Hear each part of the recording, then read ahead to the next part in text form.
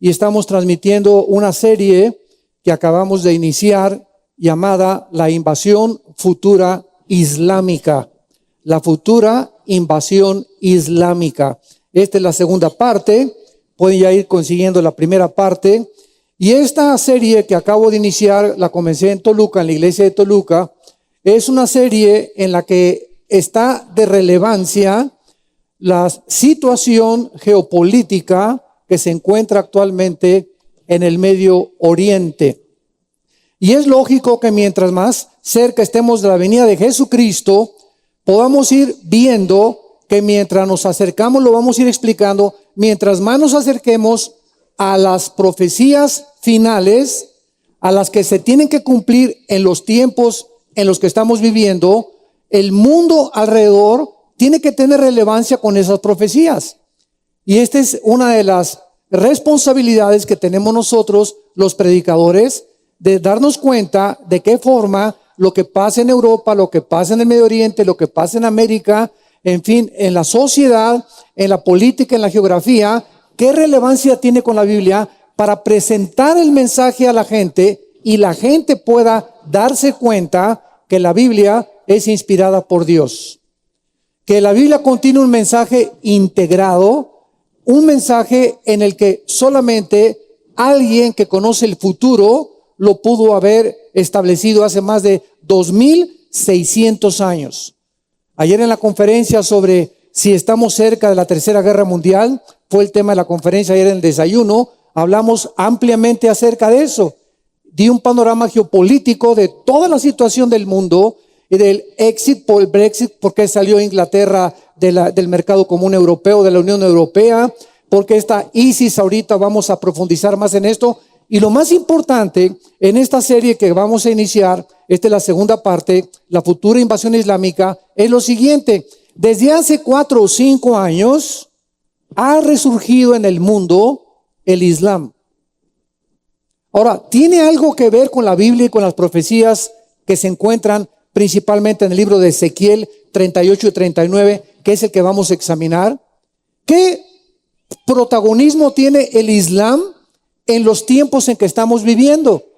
¿O qué acaso los profetas del Antiguo Testamento hablando de que cuando el anticristo se levante, las naciones que van a apoyar al anticristo serán mayormente islámicas? Qué coincidencia que ahorita en Europa, por cada europeo nacen 8 musulmanes. Por cada europeo nacen 8 musulmanes en Europa. Esto quiere decir que Europa es un país de viejitos que ya no quieren tener hijos y las musulmanas como conejas se están multiplicando. Y esto nos muestra que en 10 años, damas y caballeros, en 10 años Europa es un continente islámico. Forzosamente tiene que estar en la Biblia, porque si realmente nos encontramos en los últimos tiempos, ¿qué relevancia tiene el Islam? ¿Cómo es posible que en Inglaterra haya más mezquitas musulmanas que cristianas? El mayor o el presidente municipal de Londres es musulmán. La migración que hay ahorita de Irak y de Siria y del Medio Oriente hacia Europa, ¿qué relevancia tiene? ¿Qué problema tan grande Europa está enfrentando en que si le dan asilo o si no le dan asilo, qué bases bíblicas hay para eso? ¿Qué humanismo? ¿Qué derechos humanos? Todos estos problemas se están conjugando y el mundo está en una crisis donde Europa está siendo afectada tremendamente y donde Europa depende de Rusia el 65% de su gas. Y ante toda esta situación y este vacío que existe, geopolítico y militar, económico, Rusia, China e Irán, que aparecen en las profecías que vamos a estudiar, están tomando ahorita el vacío y llenando el vacío en el Medio Oriente para comenzar a que estas profecías nos muestren realmente que sí nos encontramos sin ningún lugar a dudas en la última generación. Nunca como antes es tiempo de tomar en serio a Dios. Y como en los tiempos de Noé, La gente con sus telenovelas ricas y famosas y casándose y comiendo y bebiendo y jajaja, jijiji, y haciendo dinero y criticando y llenos de orgullo y de soberbia, y como un lazo vendrá sobre el mundo, como en los tiempos de Noé. El arca se cerró, Dios cerró la puerta, no fue Noé el que cerró la puerta, fue Dios el que la cerró, porque el Dios es el que cierra y el que abre. Y cuando comenzaron a caer las primeras gotas de la lluvia, cuando comenzó el mundo en el tiempo de no darse cuenta que, Dios mío, el mensaje de este hombre durante los últimos 120 años era una realidad, comenzaron a gritar: ábrenos la puerta, que nos ahogamos. La puerta estaba cerrada, y cuando Dios la cierra, nunca puedes entrar, aun cuando tú creas que te puedes arrepentir. Dice el libro de Hebreos que Esaú procuró el arrepentimiento con lágrimas y Dios no se lo concedió, porque no es cuando nosotros querramos. Dice la Biblia que el arrepentimiento es un don de Dios. Es cuando Dios te habla, no te endurezcas, porque tú no sabes si te va a seguir hablando mañana y la semana que entra. Si tú oyes la palabra de Dios, no te endurezcas por el amor de Dios, porque es cuando Dios habla, cuando tienes la oportunidad, y Dios no puede ser burlado. Y mucha gente dice: bueno, cuando vaya en la ambulancia y ya estén ahí, que me digan que ya o tengo cáncer, me voy a arrepentir. ¿Sabes una cosa? A Dios no lo puedes burlar. Y si tú piensas, si hay alguien que nos escucha que piensa de esta manera, esa persona se va a dar una sorpresa y la muerte va a llegar a tu vida inesperadamente. Y cuando abras los ojos, estarás en la condenación eterna de tu alma. Abran sus Biblias en Ezequiel capítulo 38. Y vamos a comenzar a estudiar en esta segunda parte de esta serie maravillosa. La he preparado con todo mi corazón, consciente y estudiando todo lo que está pasando, repito, en el Medio Oriente y en Europa principalmente. Y los descubrimientos son increíbles, increíbles. Ezequiel es un libro maravilloso, profético. Y este libro fue escrito aproximadamente hace más de 2500 años, más o menos en el año 570 antes de Cristo, casi 2560 o 2570 antes de Cristo. Las tabletas del libro de Ezequiel, el libro entero de Isaías, fueron encontrados en los rollos del Mar Muerto en Qumran. Estoy hablando arqueológicamente, señores arqueólogos que nos escuchan y sociólogos. En 1947-48, unos peregrinos cerca del Mar Rojo, allá en Israel, encontraron en unas tabletas de barro rollos, pergaminos, y se encontraba casi todo el Antiguo Testamento. Y exactamente esos pergaminos se encuentran, si tú vas a Israel, los que nos acompañaron hace algunos años a Israel, fuimos al Museo del Holocausto, y el libro de Isaías rodea así, lo extendieron alrededor, ahí en el Museo de Isaías, y exactamente como está ese libro escrito originalmente hace 2700 años, es exactamente como lo tenemos en la Biblia.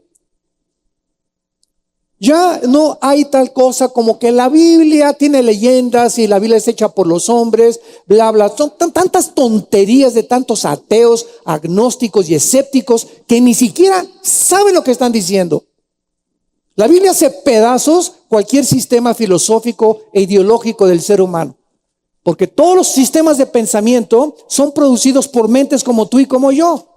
Llámese Sigmund Freud, Carlos Darwin, Nietzsche, Jean-Paul Sartre, Marx, Sam Harris, Richard Dawkins, Carlos Sagan y el que tú quieras traerme como tu gallito giro. La persona que se te antoje, menciónamela ahorita. Y mencióname el libro que tú quieras mencionarme, y los ponemos aquí a la izquierda: el libro del Tripitaka de Buda, los Vedas de los persas, el Corán del Islam, y los ídolos que tú tengas o los más grandes hombres que tú puedas admirar, y los comparamos con la Biblia y con Jesucristo, y ninguno tiene comparación. Ni siquiera se podían atrever a compararlos. Ayer les decía yo en el desayuno, porque fueron varios políticos del gobierno del Estado de México, nos acompañaron ayer en el desayuno. Yo lancé este desafío y les dije, bueno, tengo 35 años predicando este mensaje. Y en los 35 años que tengo predicando este mensaje, siempre en todos los foros y en todos los auditorios, he lanzado este desafío a la gente, a los físicos, matemáticos, a los políticos, a los artistas, a los escritores. ¿Quién de ustedes me menciona un libro superior a la Biblia?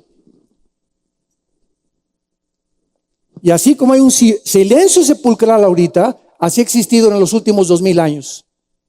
Blaise Pascal, Isaac Newton, los más grandes físicos matemáticos de hace algunos siglos, eran cristianos y lanzaron el mismo desafío a los científicos de su tiempo. Alberto Einstein lo mismo lo dijo: Dios no puede jugar con los dados, porque si jugara ganaría.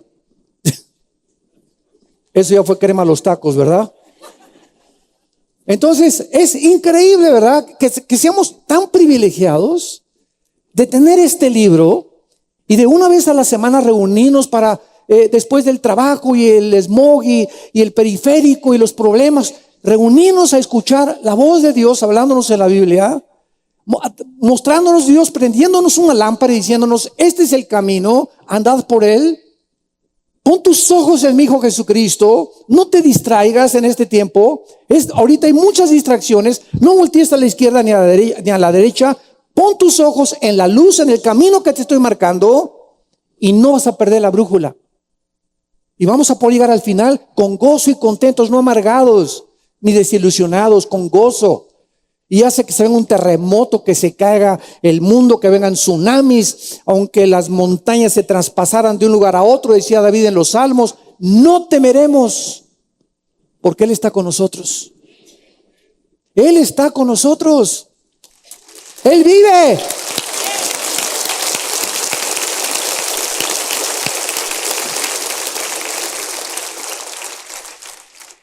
Aquí en Ezequiel 38 vamos a encontrar en los dos capítulos 38 y 39 que se mencionan naciones, y la Biblia nos muestra claramente que toda la raza humana, para que podamos comenzar a poner cimientos, todos nosotros, toda la raza humana, descendemos de 3 hombres. Después de que Dios destruyó con el diluvio universal al mundo, 3 hombres poblaron completamente la raza humana. Los 3 hijos de Noé: Sem, Cam y Jafet. Vamos a brincarnos, pon una marca ahí en Ezequiel y vamos rápidamente a Génesis capítulo 9.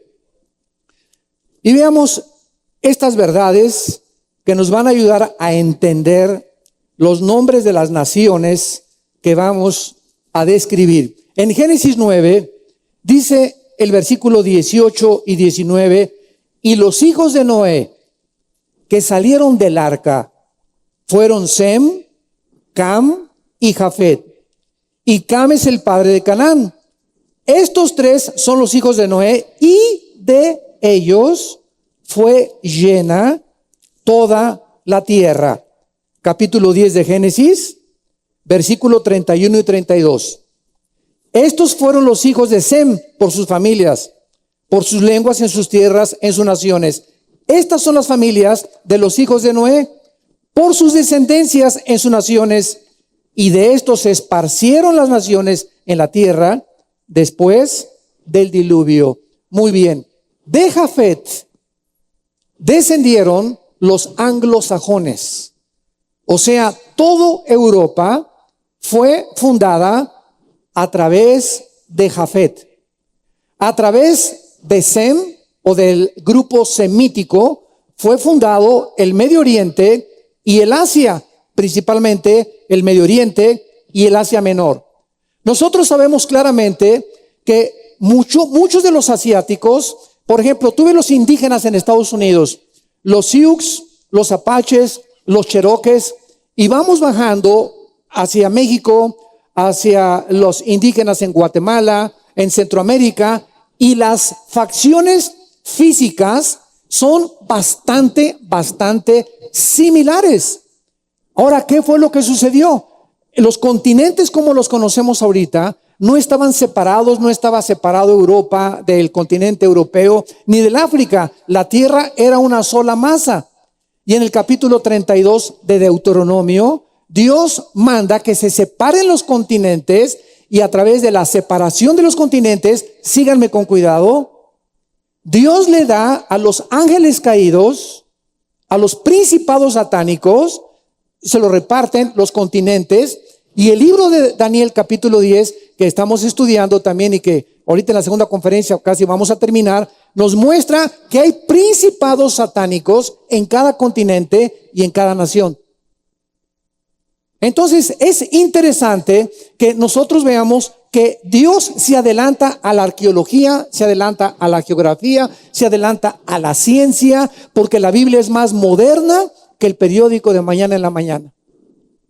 Antes de que en 1860 Gregorio Mendel descubriera las leyes de la herencia, 3500 años antes el libro del Génesis 1, versículos 11, 12 y 13 establecía que cada semilla tenía que producir de acuerdo a su género, a su especie de los animales y de acuerdo a lo que ellos producían. Que el código genético que se encuentra en la uva, en la naranja, en la calabaza, en la papaya, tenía que producir las mismas características con el ADN que tenía ese. El esperma de un chango produce changos, el de un elefante produce elefantes.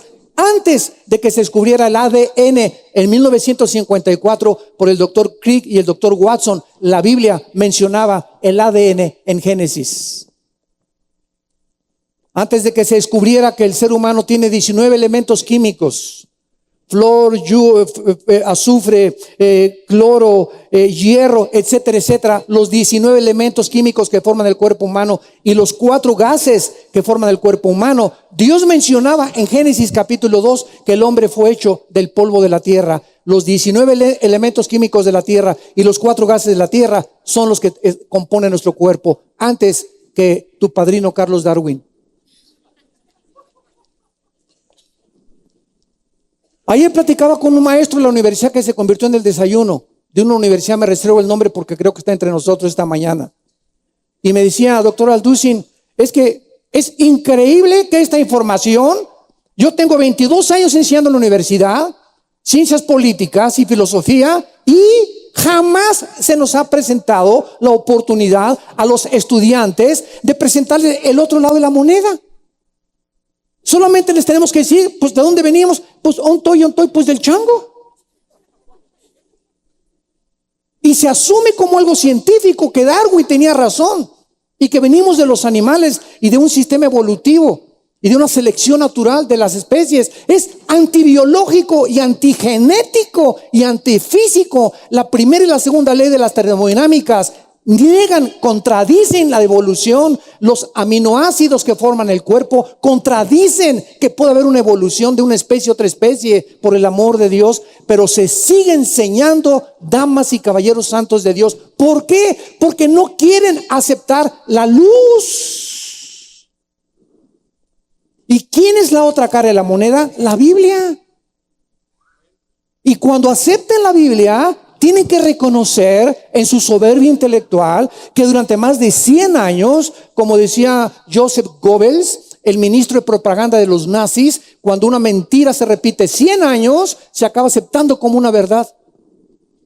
Y tanto se ha enfatizado, venimos de Chita, que vas a un museo de antropología, vas al Museo Nacional de Historia, vas a cualquier museo en el mundo y ya te pone que venimos que hay una evolución de las especies. Los dinosaurios se convirtieron en leones, los leones se convirtieron en tigres, los peces se convirtieron en armadillos, los pájaros bueno, es increíble las barbaridades, increíble. Y nos llamamos racionales. Y esta es la razón por la cual la verdad estaba escondida. Y a nosotros Dios nos entrega este libro. Y lo tenemos en nuestras manos y preferimos ver 3 horas de telenovelas o acostándonos viendo las noticias que meditar de día y de noche en este libro de la ley. Porque cuando un cristiano toma en serio la Biblia y la estudia de una forma sistemática, de una forma continua, de una forma en la que verdaderamente comienzas a memorizarla y a guardarla, no te imaginas la expansión que cobra tu mente, la perspectiva que comienza a abrirse y la forma en la que tú vas a ver ahora el mundo como desde arriba. El mundo ve la gente natural ve el mundo como en un bosque. Haz de cuenta que es el bosque y los árboles. No pueden ver arriba de los árboles. La Biblia nos eleva arriba de los árboles y nos ve a la distancia lo que viene, lo que hay y lo que le espera a la humanidad para prepararnos. Para que no nos tome ese día como ladrón. Para que la muerte, si Cristo no viene en una semana, en un año, a ti o a mí, la muerte no nos sorprenda como un ladrón. Que hoy en la noche una embolia cerebral, un ataque cardíaco o te pueden atropellar hoy mismo. Ninguno de los que estamos oyendo sabemos si amanecemos mañana. Nadie sabe si vamos a amanecer. Ante esta incertidumbre del futuro, prepárate para encontrarte con tu Dios. Esto no es un chiste. Esto es la vida eterna. Está tu alma de por medio. Y tenemos ya que entender que no somos animales. Somos agentes morales responsables de nuestras acciones y tenemos que tomar en serio a la palabra de Dios. En el Génesis capítulo 10, todo el capítulo 10 de Génesis describe la descendencia de estos tres hijos de Noé, Sem, Cam y Jafet.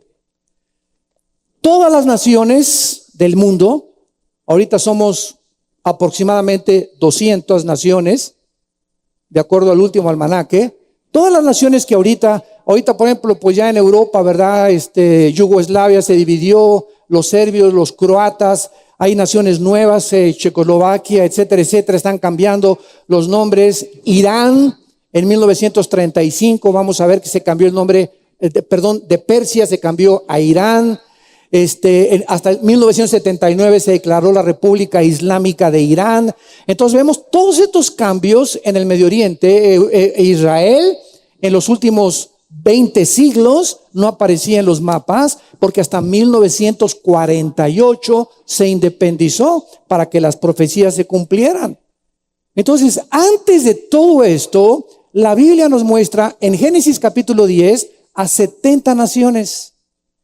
Génesis 10 aparecen 70 naciones y de esas 70 naciones descienden todas las naciones con nombres más o menos diferentes que aparecen actualmente en el siglo XXI. Entonces, cuando venimos a la Biblia, encontramos nombres de naciones como Babilonia, que ahora es Irak, Persia, que ahora es Irán. Y así vamos encontrando y vamos a ir descifrando estas naciones que tanto Herodoto como Josefo, como Plinio, escritores del primer siglo de la era cristiana, que no eran cristianos, eran judíos y romanos al servicio del gobierno, comienzan ellos en sus escritos, como el de Historias de Herodoto, a poder ayudarnos a descifrar el origen de las naciones, de lo cual todos nosotros descendemos. Muy bien. Entonces vemos nosotros, regresamos a Ezequiel capítulo 38 y comienza este capítulo diciendo estas palabras. Vino a mí palabra de Jehová. Hijo de hombre, pon tu rostro contra Gog. Gog es el nombre de un líder, es el nombre de una cabeza, es el nombre de un jefe, es el nombre, se podría decir, de un presidente o de un gobernante, de alguien que está al frente de una grande coalición de naciones. Esa es la palabra Gog. Pon tu rostro contra Gog en tierra de Magog. Ahorita vamos a analizar la palabra Magog. Príncipe soberano de Mesec y Tubal, y profetiza contra él. Y di, así ha dicho Jehová el Señor, he aquí yo estoy contra ti, oh Gog, príncipe soberano de Mesec y Tubal, y te quebrantaré y pondré garfios en tus quijadas, y te sacaré a ti y a todo tu ejército, caballos y jinetes, de todo en todo equipados, gran multitud, con paveses y escudos, teniendo todos ellos espadas. Pongan mucha atención con el versículo 5 y 6. Persia, Cus y Fut con ellos, todos ellos con escudo y yelmo, Gomer y todas sus tropas, la casa de Togarma, de los confines del norte y todas sus tropas, muchos pueblos contigo, Prepárate y apercíbete tú y toda tu multitud que se ha reunido a ti, y sé tú su guardia. De aquí a muchos días serás visitado. Al cabo de años, esta frase, al cabo de años, es la palabra hebrea, asharit shahej, que se usa en casi todos los profetas del Antiguo Testamento para definir los últimos tiempos. Aquí se tradujo al cabo de los años, o sea, al final de como nosotros contamos los años. Al cabo de los años vendrás a la tierra salvada de la espada, recogida de muchos pueblos, a los montes de Israel.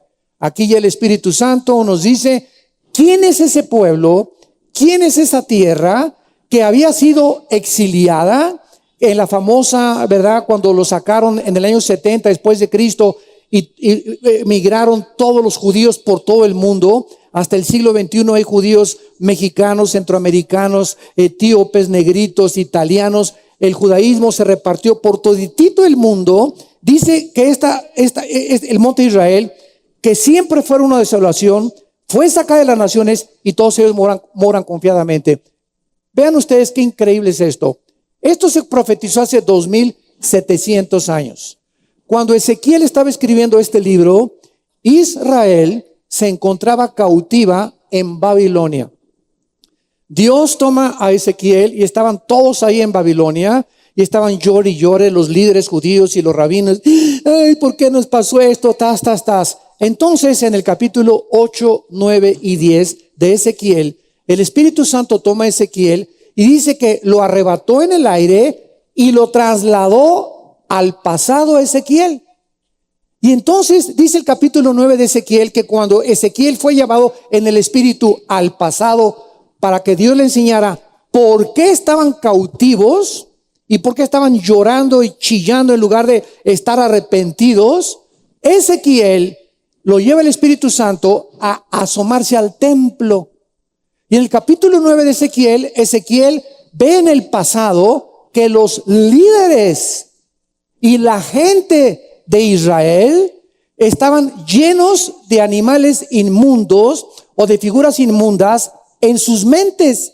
Dios le permite penetrar las mentes de los líderes y de la gente, y es exactamente lo que actualmente en el siglo XXI está sucediendo. Dios ve la mayoría de las mentes de los seres humanos que están llenas de pornografía. Si hay algo que ensucia la mente, escúchenme muy bien, es la pornografía.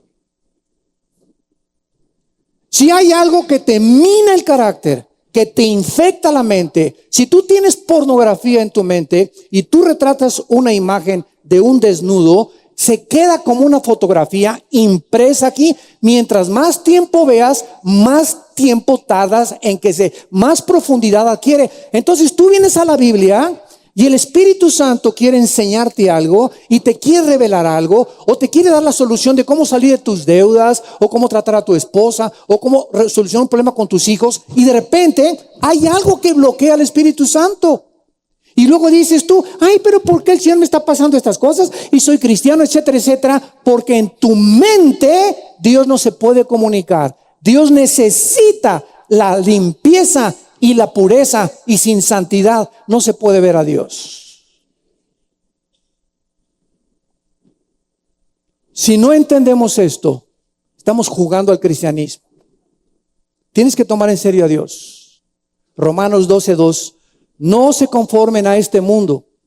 En el original dice, no permitas que las imágenes del mundo moldeen tus pensamientos ni tu forma de actuar, sino transfórmate por medio de la renovación del entendimiento para que, y fíjate lo que dice al final Romanos 12:2, para que compruebes, o sea, mientras no limpiemos nuestra mente, mientras no cambiemos nuestra manera de pensar, no vamos a comprobar qué cosa. Y dice ahí en Romanos 12:2, la buena voluntad agradable y perfecta de Dios.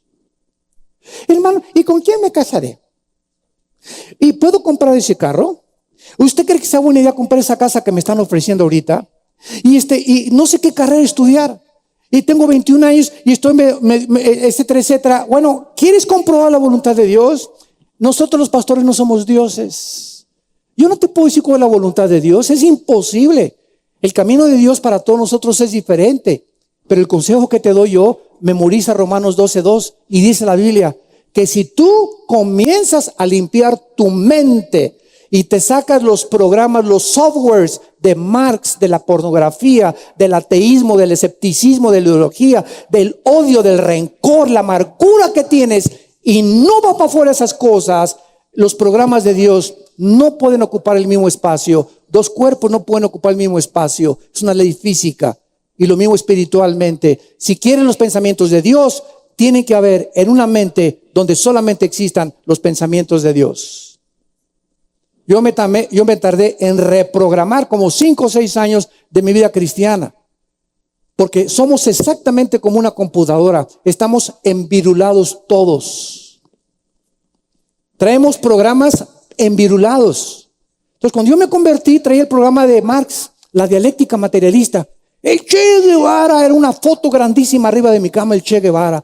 El idealismo, la revolución social, esto y el otro, y el comunismo y el socialismo, y por esto y el otro, y el gurú Harashi me quería ir al Tíbet también ahí, a dejarme las barbas, ¿verdad? Y crecer ahí, raparme, ¿verdad? Y hincarme, y luego con el Dalai Lama, y luego, etcétera. Todas las cosas que buscamos. Siempre estamos buscando dónde está la verdad, dónde está la verdad. Programas. ¿Y quién me los metió? Pues el Dalai Lama, el Che Guevara, Marx, Hitler, Mussolini, Stalin, etcétera, etcétera. Y todos esos programas los traía cuando yo vine a Cristo.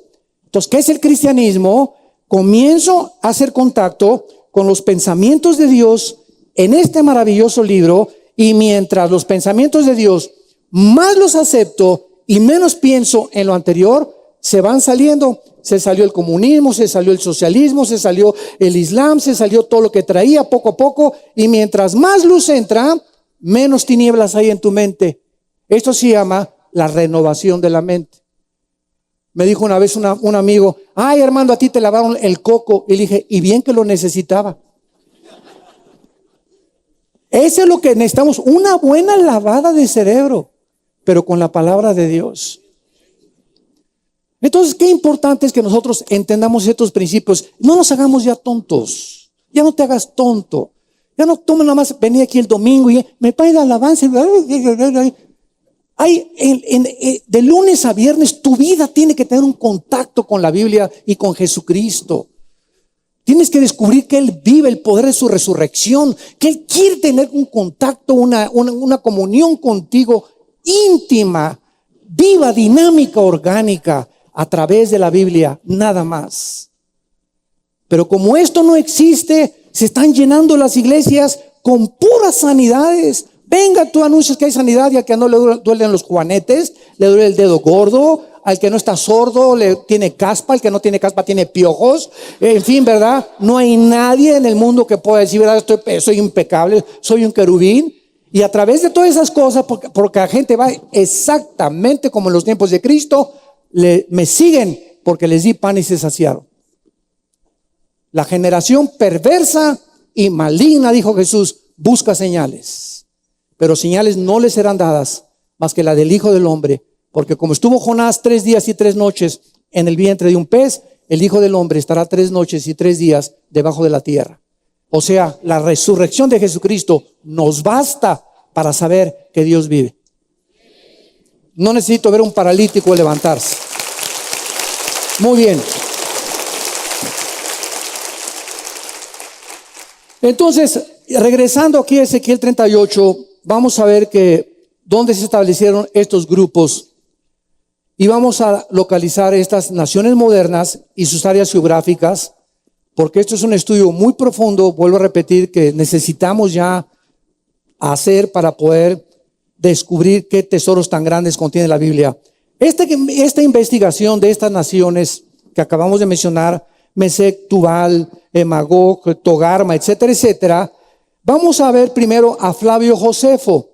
Flavio Josefo fue un escritor en el siglo I, judío al servicio de Roma. Así que si queremos tener nosotros historia de lo que pasó en los tiempos de Cristo, que no sea la Biblia, está Plinio y Flavio Josefo.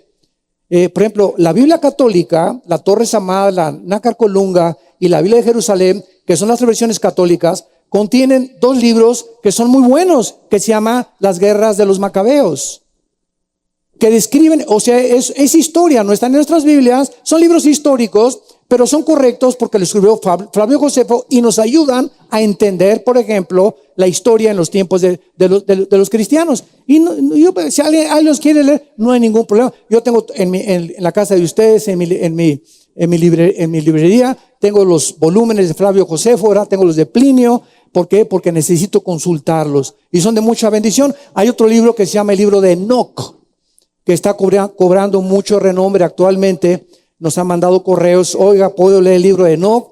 Les dije, Enoc es una persona bíblica. Génesis capítulo 5, él fue trasladado a Dios, fue el primer arrebatado por Dios, y Enoc lo pronuncia en Judas 14. Antes del Apocalipsis está la carta de Judas. Judas menciona a Enoc. ¿Por qué el libro de Enoc no se mencionó en el canon de las Escrituras, en los 66 libros que tenemos? Porque el libro de Enoc fue descubierto después del siglo III, siglo IV.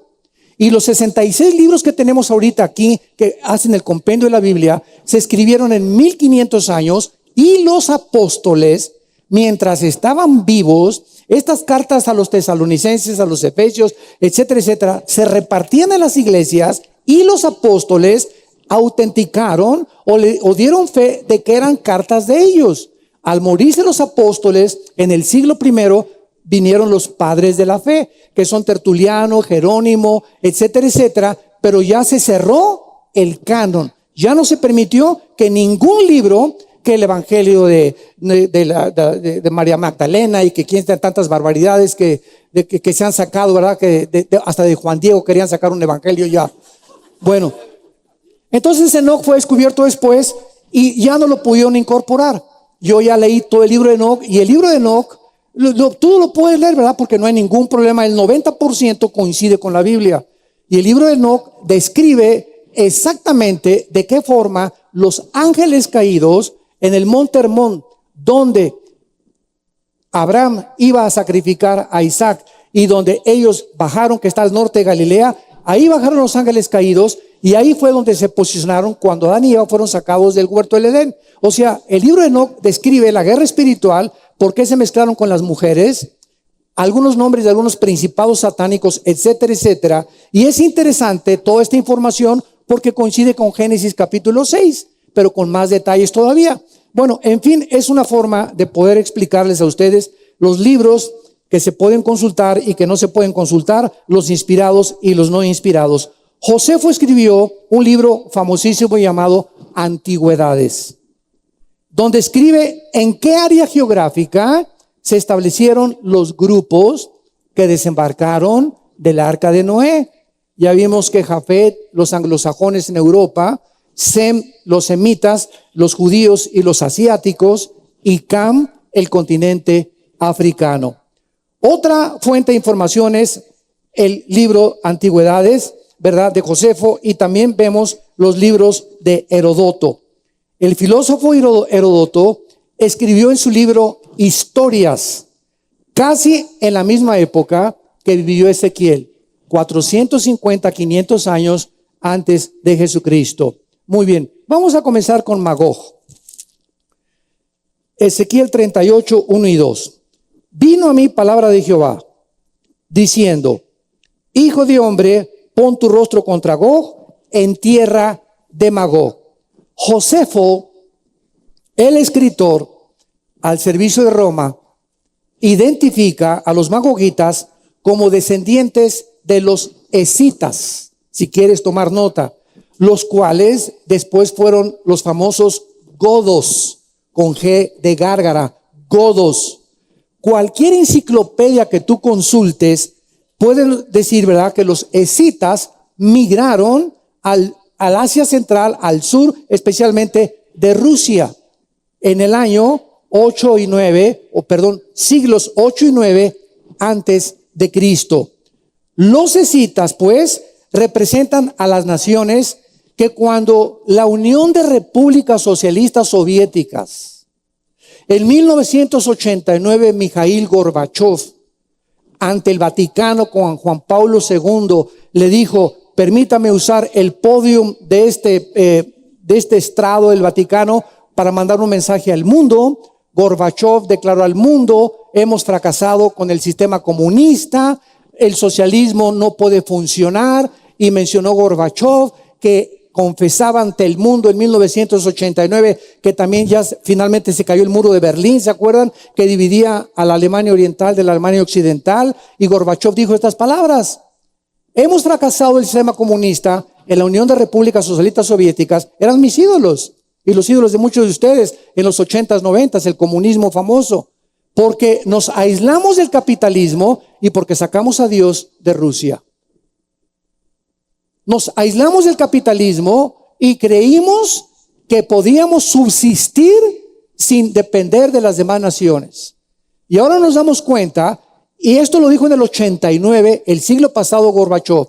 Dijo Gorbachev: desde 1980 hasta el 89, el comunismo era una apariencia nada más. Estábamos en la ruina, muriéndonos de hambre, porque vino el monopolio, ¿verdad?, del Kremlin, y eso sí, los que están en la cúpula, eso sí tenían coches y tenían todo, y el pueblo muriéndose de hambre. ¿Cuál repartición de las riquezas? ¿Y cuál equidad y cuál justicia? Así lo dijo Gorbachev. Y entonces habló de la famosa perestroika. Vamos a establecer una nueva política, la perestroika.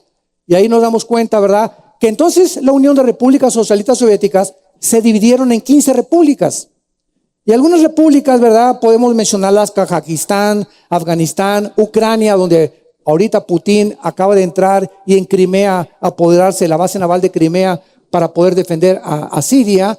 Todas estas repúblicas que están junto al mar Caspio son todas las repúblicas, es el área geográfica de los magogitas.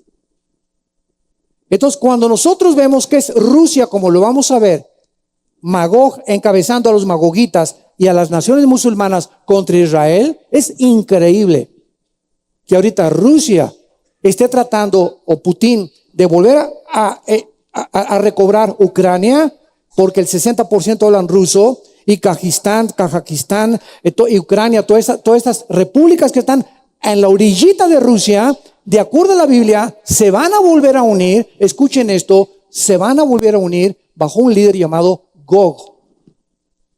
Muchos juran, escatólogos, amigos míos, que es Putin. Yo no lo sé, pero de acuerdo a la cercanía en que nos encontramos, puede también Putin ser Gog, porque trae toda la mente de Gog. Y las naciones que vamos a ver ahorita son las que están aliadas con Rusia desde hace 1 o 2 años. Es increíble los tratados que acaba de hacer Rusia con Turquía y con Irán. Increíble. Muy bien. Mesec y Tubal, dice el versículo 2, príncipe soberano de Mesec y Tubal. Heródoto, en su libro Historias, identifica a estas naciones como un grupo de personas que vivieron en las montañas al sur, oriente del Mar Negro, donde se encuentra actualmente Turquía moderna. Persia. Esta nación es la más fácil de identificar, porque en 1935, repito, cambió el nombre de Persia cuando derrotaron al Shah famoso de Irán, y se le puso el nombre de la República Islámica de Irán a partir de 1935. Cus. En el libro de Josefo, Antigüedades de los Judíos, Flavio Josefo describe a Cus como Etiopía, porque fue uno de los descendientes en Génesis 10 de Can o de Canaán, que son los que están poblando el continente africano. La antigua nación de Etiopía incluía también a Sudán. Indonesia, Etiopía y Sudán son 3 naciones divididas que antes eran una sola en tiempos de la Biblia y que se encuentran al norte del África. Put. Josefo y la enciclopedia Wycliffe describen a Put como la Libia moderna. Qué interesante que Muammar Gaddafi, el ex líder de Libia, que fue bombardeado por la OTAN y que había derribado un avión con 265 personas que venía de Inglaterra, atravesando toda Europa, y tenía a 15 niñas de guardaespaldas que las violaba todos los días. Bueno, era un hombre, ¿verdad? Lo han descrito como un verdadero monstruo. Este hombre, bueno, hizo y deshizo. Iba a África, se vestía como africano, iba al Medio Oriente, se vestía como árabe, etcétera, etcétera. Era un hombre, ¿verdad? Pero de veras completamente desequilibrado mental. Y este hombre que tenía palacios y millones y que quería también conquistar el Medio Oriente, etcétera, etcétera, llegaron, ¿verdad? Los mismos de su propio pueblo, los mismos libios, y cuando la OTAN comenzó a bombardear el Trípoli y las principales ciudades de Libia, Muammar Gaddafi se fue con 2 de sus hombres, todos lo abandonaron, y se metió a un tubo de PVC, creo que era de PVC, pero así un tubo grandísimo que tenía junto a la carretera, ahí se metió escondido. Y entonces pasaron por ahí algunos de su pueblo y lo encontraron y lo sacaron de las greñas, lo patearon, lo sodomizaron, lo violaron, le enterraron, quién sabe qué tantas cosas, y cuando lo iban rescatando, alguien le dio un balazo. Murió exactamente como él había tratado a la gente, como un animal. Entonces muere este hombre Libia. Estados Unidos, al morir Gaddafi, Estados Unidos, Obama dijo, no, ya se acabó el problema en Libia. Y resulta que la embajada norteamericana en Benghazi, que era donde se encontraba, había 2 embajadas en Benghazi y en Trípoli. Obama dijo, ya no hay ningún problema. Y cuando los de ISIS saben que ya no hay líder en Libia, repito, nunca habrá un espacio vacío. Nunca mi corazón estará vacío, o lo ocupa Dios o lo ocupa el diablo. Nunca mi casa estará vacía, o mi casa está llena del Espíritu Santo, o mi casa está llena de demonios. O una nación está gobernada por Dios, o una nación está gobernada por Satanás. No hay terrenos neutrales en la Biblia, somos o no somos. Entonces, ISIS avienta un grupo de terroristas a Benghazi y rodean la embajada americana, y nada más había 4 Navy SEALs.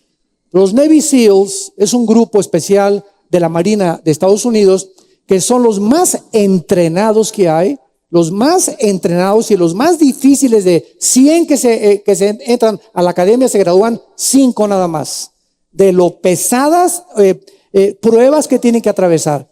Pues eran 4 Navy SEALs. Llegan los de ISIS, rodean la embajada y con cohetes comienzan a bombardearla. Creo que ustedes vieron la película, está muy buena, creo que se llama 93 o algo así. Bueno, no me acuerdo cómo se llama, ¿verdad? Pero los 2 sobrevivientes son los que narraron la película y fue exactamente como sucedió. Entonces queman al embajador se muere asfixiado el embajador y se arma un problema en la Casa Blanca porque acusan a Hillary Clinton y a Obama de por qué descuidó la embajada de Benghazi. Y sabiendo de que ISIS podía entrar a controlarlo. Entonces ahorita Libia se encuentra no sin un jefe. ISIS ya está comenzando a controlar las naciones del norte de África. Entonces vemos cómo comienza a cuadrar todo, porque aquí en este libro que se llama la Biblia, las naciones que antes pertenecían a la Unión de Repúblicas Socialistas y las naciones que menciona como Cus, que son Etiopía, Sudán y que son el norte de África, son exactamente las naciones que ahorita las estamos viendo alineadas, los protagonistas de la próxima guerra en el Medio Oriente. Y Gomer y Togarma, Josefo lo identifica como Galacia, a los galos, los famosos galos, llamados también gomeritas. Galacia fue el área donde el apóstol Pablo predicó y fundó la iglesia, y la carta a los Gálatas es actualmente Turquía. Turquía se menciona 2 veces en estas naciones como las naciones que se unirán en los últimos tiempos para invadir Israel. Veamos ahora, apunta a las naciones identificadas: Libia, Sudán, Etiopía, Irán, Las del Asia Central, que son Kazajistán, Turquistán, que están junto al Mar Caspio, y Turquía. Estas naciones, de acuerdo a hace 2600 años, son los protagonistas en el siglo XXI, ante nuestros ojos, que ya se formaron. Y escuchen esto. Si en el versículo que leímos de Ezequiel, vendrás contra una tierra que fue salvada de la espada, para que esta profecía se cumpliera, Israel tenía que regresar a su tierra. Si en 1948 Israel no regresa a su tierra, no se podía cumplir esta profecía. Si el anticristo va a hacer un trato con Israel, se tenía Israel que regresar a su tierra.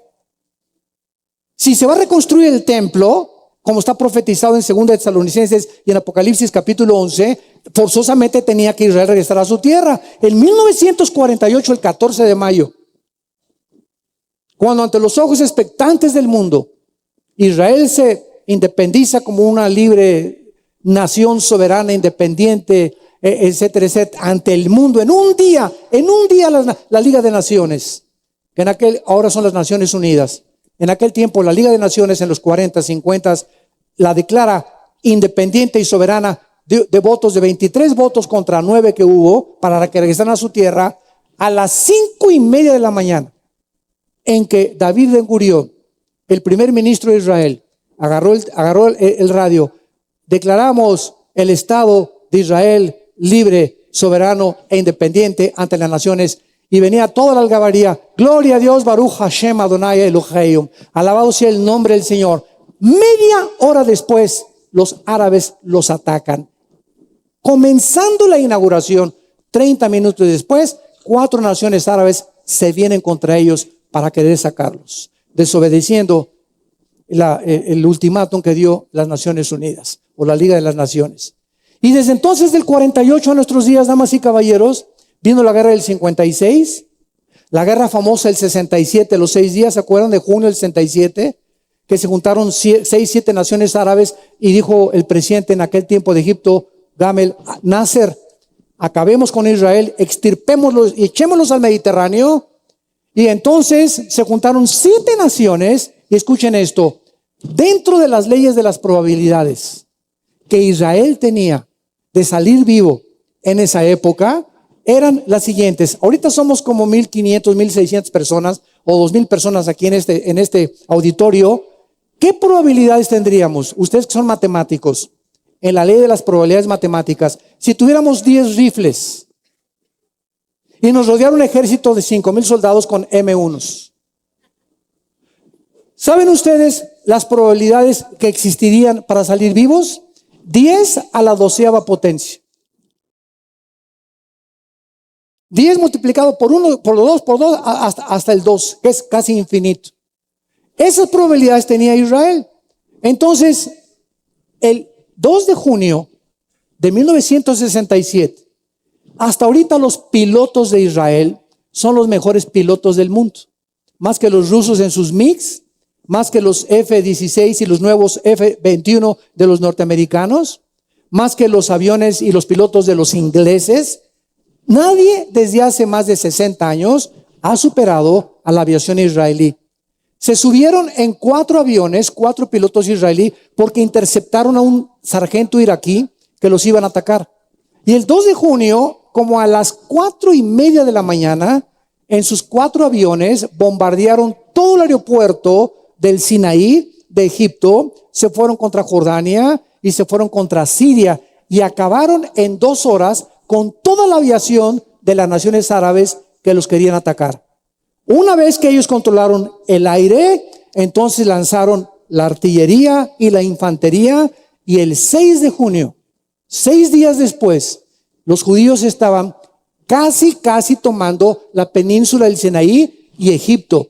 Se encontraban en las colinas del Golán, que es la frontera del mar de Galilea con Siria, y toda la franja de Gaza. ¿Y saben ustedes por qué ganaron en 6 días? Porque el 7º tenían que descansar. Así dijo Jehová Dios tuyo. Ahí está.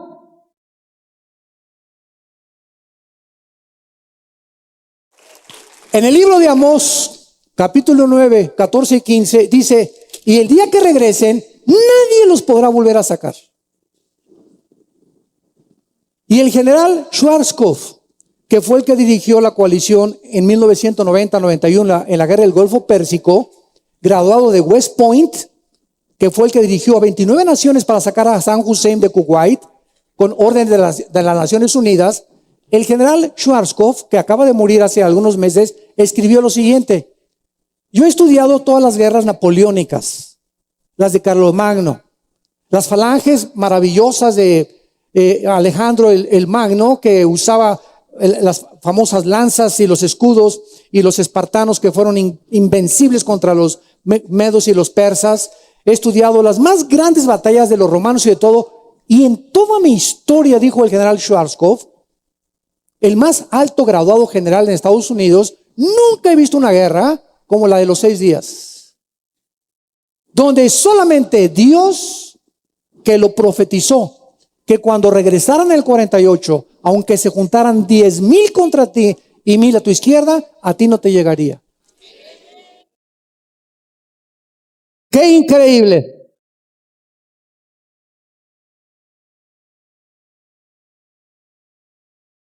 Y vemos nosotros que después del 67 vino 1973, la guerra de Yom Kippur.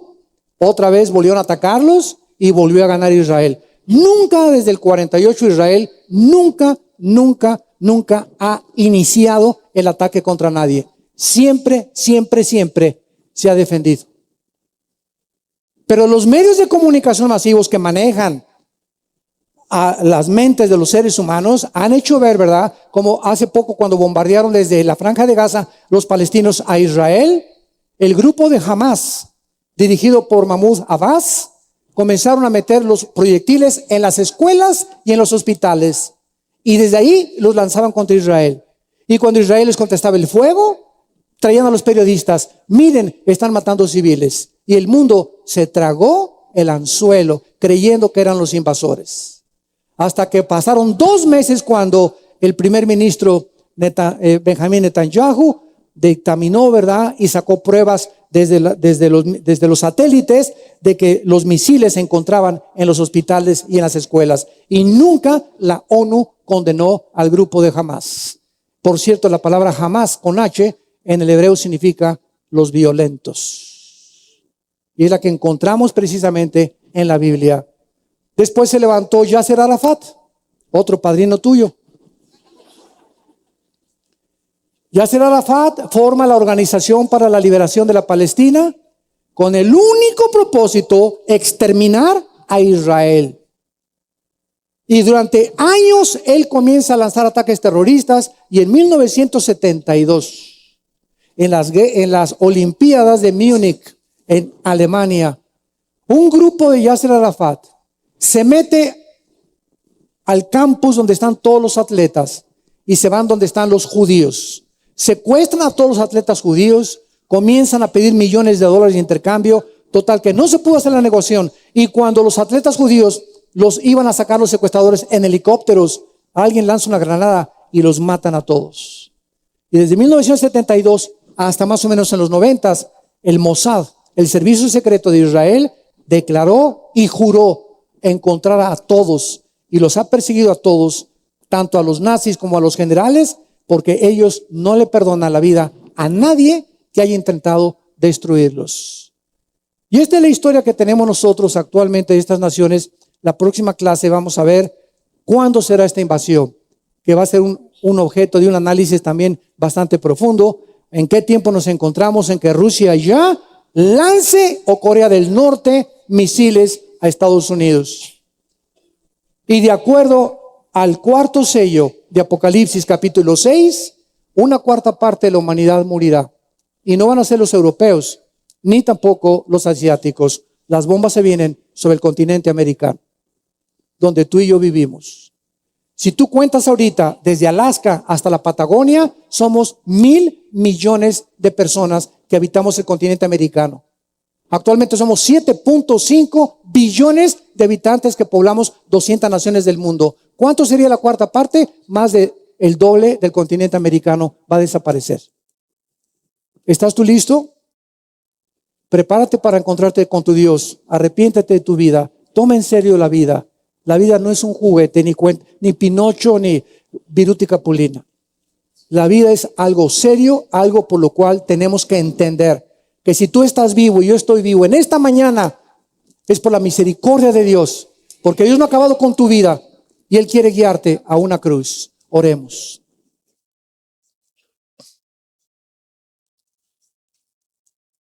Padre, te damos gracias por tu palabra, bendita palabra de Dios.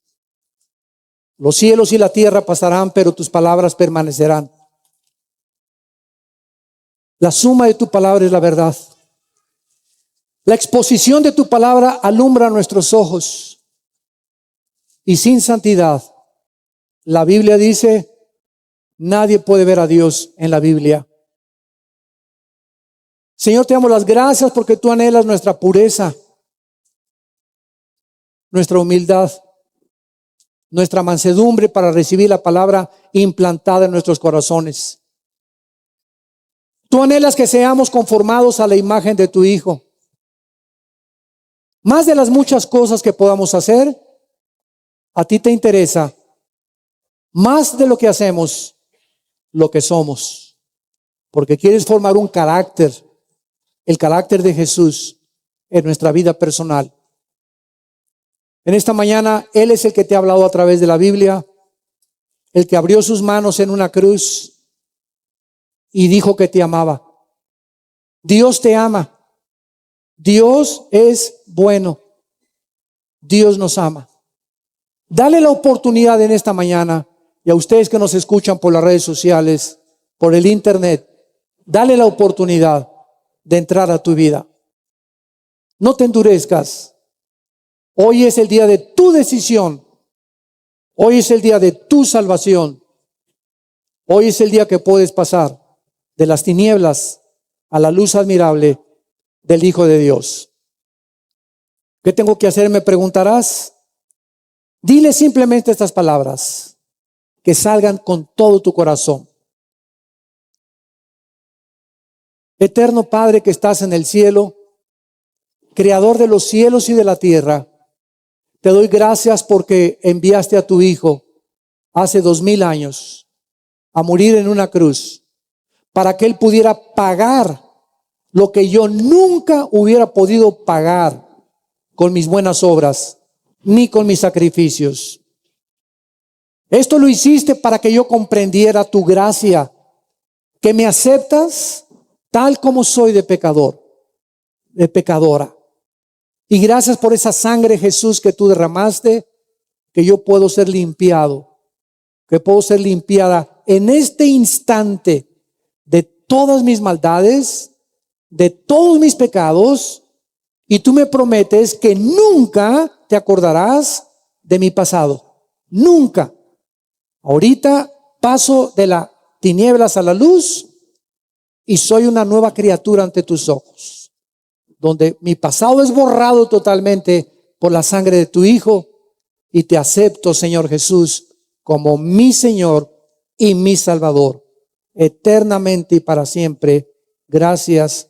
Amén.